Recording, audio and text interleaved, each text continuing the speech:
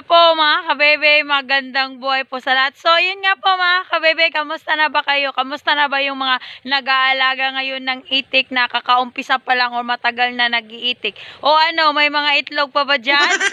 So yun nga po mga kabebe, sa ngayon po na video ay pag-uusapan po natin yung buhay mangiitik na katulad po nitong free-range area, yung expectation versus reality mo kasi nga may balak ka. So ang video na to is para sa'yo. So yun nga po mga kabebe, ngayon po ay magiging transparent po tayo sa mga babanggitin po natin. So yun nga po mga kabebe, disclaimer lang po sa mga nag-aalaga na din po ng mga itik, na dekada na din po yung karanasan. Sa akin po mga kabebe ay hindi po ako nag-aral sa ganitong paraan, kundi ay experience ko lang din po yung binabahagi ko sa inyo. So yun nga po mga kabebe, ano ba yung expectation natin dito sa free-range area? Pinapastol lang yung itik versus reality. Yan nga.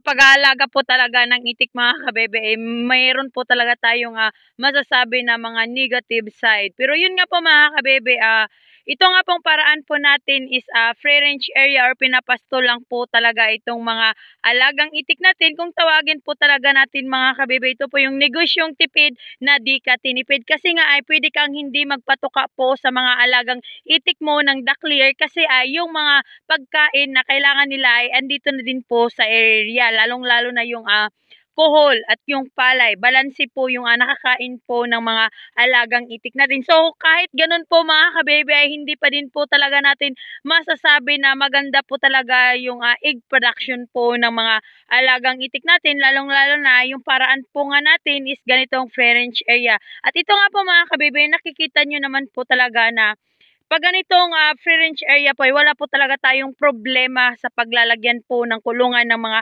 alagang itik natin. Importante ay may kalamitan pagsilungan sila, may pagtutulugan sila gabi-gabi pagkatapos natin silang ipastol, ay wala po talagang problema kahit saan natin sila ilagay. Yun nga lang po mga kabebe, kung wala naman po talagang pagkain naman sa area ay kailangan din naman po natin na ilipat na naman po sila sa ibang area. So yun po yung mga disadvantage po sa pag-aalaga ng itik kung yung paraan mo ay katulad ng paraan ko na pinapastol lang po talaga dito sa area. So yun nga po mga kabebe, ano ba yung expectation natin pag ganitong pinapastol lang po itong mga itik? Una po talaga mga kabebe na papasok sa isipan natin is yung nakakatipid tayo. Totoo po yun mga kabebe, sobrang malaking tipid po talaga pag ganitong free range area. Yun nga, inuulit ko kasi nga nalilibre nga po tayo ng patuka sa mga alagang itik natin. So ano naman po yung disadvantage mga kabebe, yung reality. So yung reality mga kabebe, hindi porket nalilibre po tayo ng patuka sa mga alagang itik natin, isa yung pera is tiba-tiba na, yung egg production is mataas. Hindi po ganun mga kabebe. Kung yung expectation mo ay ganun yung easy money, so sinasabi ko sa iyo mga kabebe, magiging transparent po talaga tayo ngayon. Yun nga po mga kabebe, marami nga pong nagsasabi na madali lang po talaga daw yung pera pag ganitong pinapastol lang itong mga alagang itik natin. Kasi nga, inuulit ko kasi nalilibre nga po tayo ng patuka.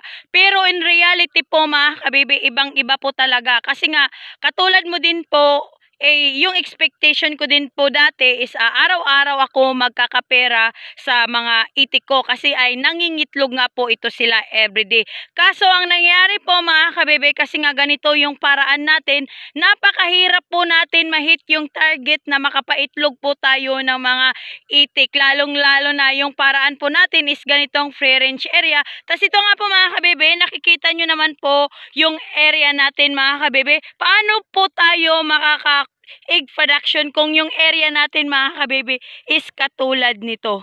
Hindi po makabilo yung mga alagang itik natin kasi nga ay kulang nga po ng patuka sa ganitong area. So ang mangyayari is maghahanap na naman po ulit tayo ng area na paglalagyan kung saan na naman natin ilalagay itong mga alagang itik natin, at sa ganun ay malibre po tayo ng patuka. So yun nga po mga kabebe yung reality natin, kasi yung expectation po talaga natin pag ganito talaga yung paraan natin is easy money po talaga kasi everyday is nakakapulot po tayo ng puting ginto. So hindi po ganun ang nangyayari mga kabebe. Hindi po siya katulad ng poultry na halos everyday po talaga nakakuha ng itlog kumpara po sa ganitong paraan.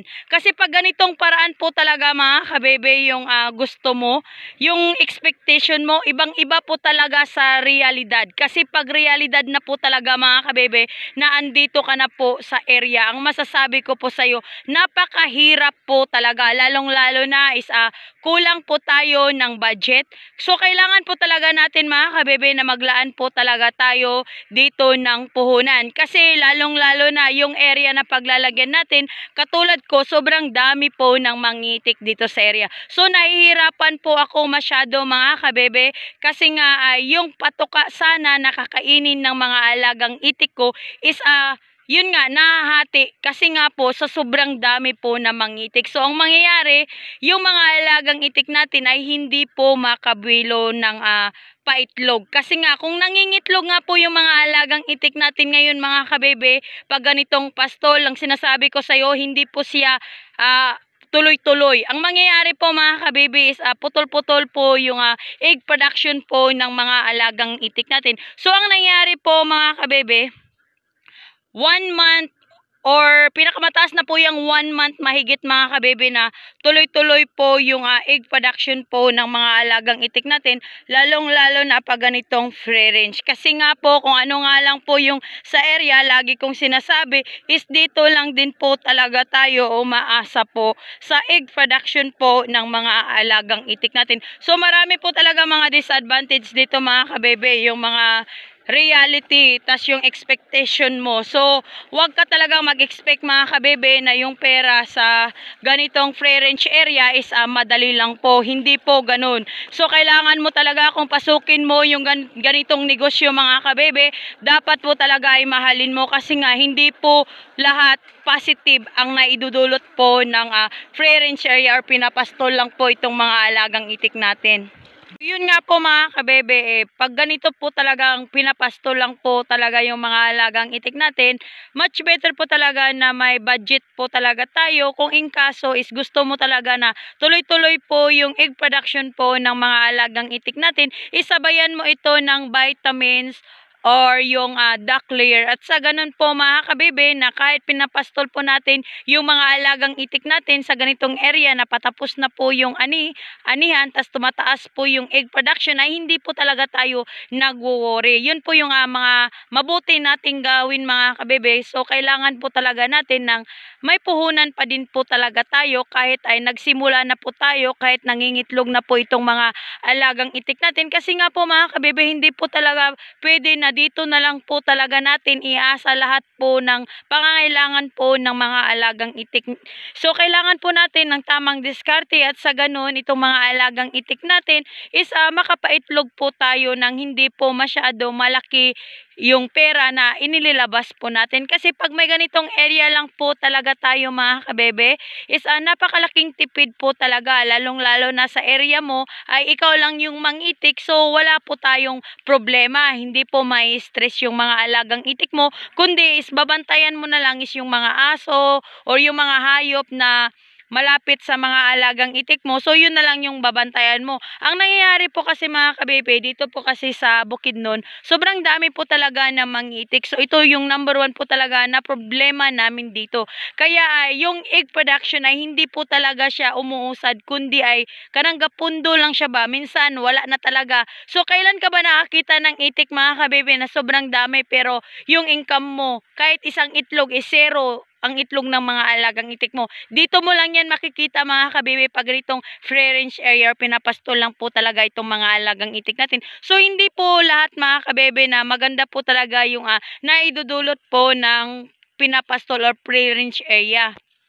Kasi pag ganitong paraan talaga yung hanap mo mga kabebe, much better po talaga na gusto mo talaga yung ginagawa mo, kasi mas marami po yung mga negative side, yung mga expectation natin dito sa pastulan kumpara po sa reality. Kung sa pera naman po mga kabebe, sinasabi ko, madali lang po talaga yung pera pag ganitong pinapastol natin itong mga alagang itik natin, lalong lalo na at madiskarte po tayo at alam po natin yung ginagawa natin sa mga alagang itik natin, lalong lalo na yung paraan po natin is pinapastol, is mas madali pong na-stress itong mga alagang itik natin mga kabebe. So kung may malaking budget ka po mga kabebe, mas mabuti na lang din po siguro na mag-poultry ka na lang kung may area ka na paglalagyan ng mga alagang itik mo. Kung hindi mo kaya yung poultry, semi-poultry mo na lang po mga kabebe. Maraming paraan po ang pag-aalaga ng itik. Pwede din po natin ilagay lang po sa gilid ng kanal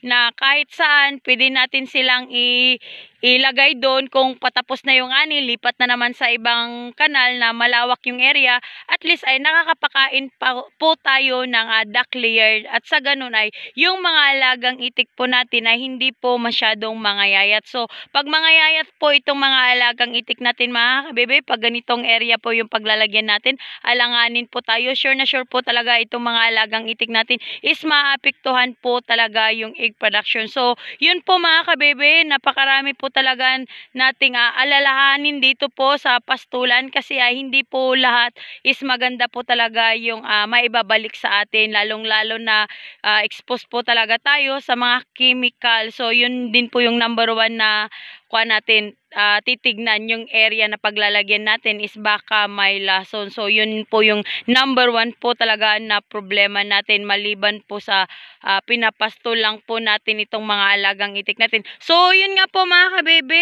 ito nga po yung realidad nga po dito sa mundo ng duck farming, lalong lalo na ay pastol po yung paraan po natin. So yun nga po mga kabebe, maraming salamat po. So yun nga po mga kabebe, nagkabisi-bisi po tayo kasi nga nagbibilang nga po tayo ng mga alagang itik natin, dahil nga sobrang dami po na mga itik natin mga kabebe. So dapat talaga yung mata mong cute, charis, gawin mong 4 times 2 times 3, at sa ganun ay mabilang po natin yung mga alagang itik natin. So ito po yung ginagawa po natin ngayon mga kabebe. So yan nga po, patuloy nyo pong suporta po sa akin, at sa ganun nga po mga kabebe ay makabawi-bawi din naman, charis. Yun nga po mga kabebe, wag po tayong mawalan po ng pag-asa. So ang ma-advise ko lang po talaga sa'yo is patuloy lang po talaga mga kabebe, kasi pag nag-uumpisa po tayo, lalong lalo na baguhan pa lang po tayo, is marami po talagang negative side po tayong haharapin kumpara po sa magandang naidudulot. So yun nga po mga kabebe, kailangan lang po talaga natin ng diskarte, sipag at pagmamahal po sa ganitong paraan po na pinapasto lang po itong mga itik. So yun lang po mga kabebe, ako nga pala yung duck girl ng Bukidnon, ang nagsasabing magandang buhay po sa lahat.